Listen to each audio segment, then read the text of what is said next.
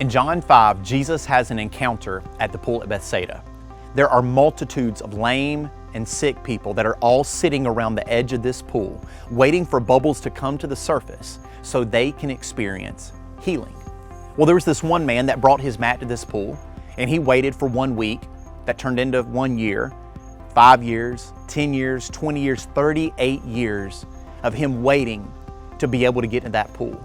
And meanwhile, through that 38 years, he sees other people getting in that water, experiencing their healing and getting their bubbles.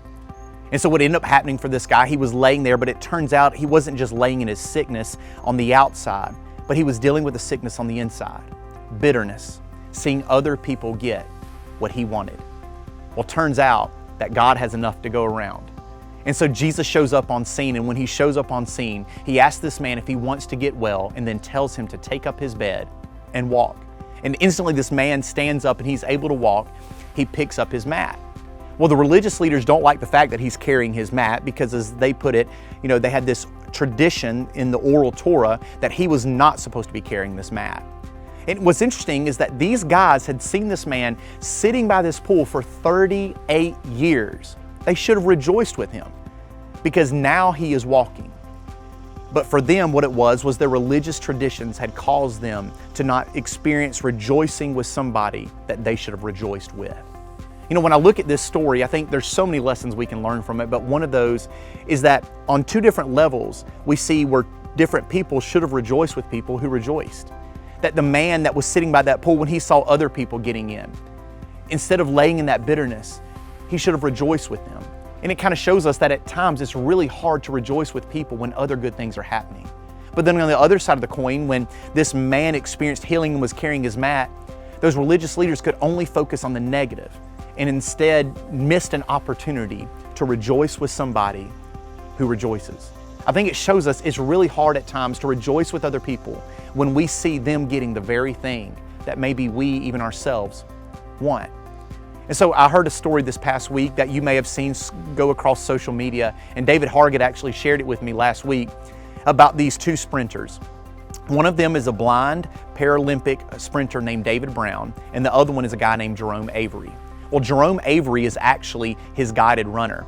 And so what Jerome will do is that he will get at that line on the 100-meter dash, and when the gun fires, he will run alongside David Brown, a blind guy, to try to win that race.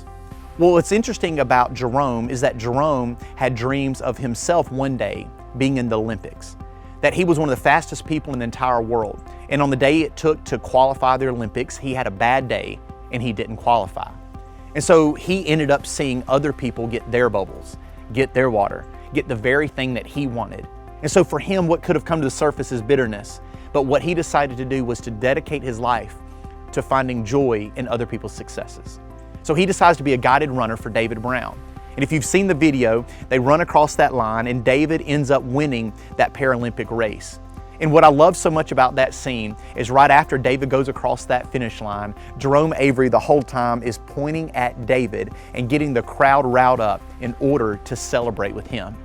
And in one of the articles that I read, I love what it said. It said this: if he wins, I win. See, that's what we see happening in Romans chapter 12 when it says to be devoted to one another in outshowing honor to each other. And then it also goes on to say in verse 15 to rejoice with others that rejoice.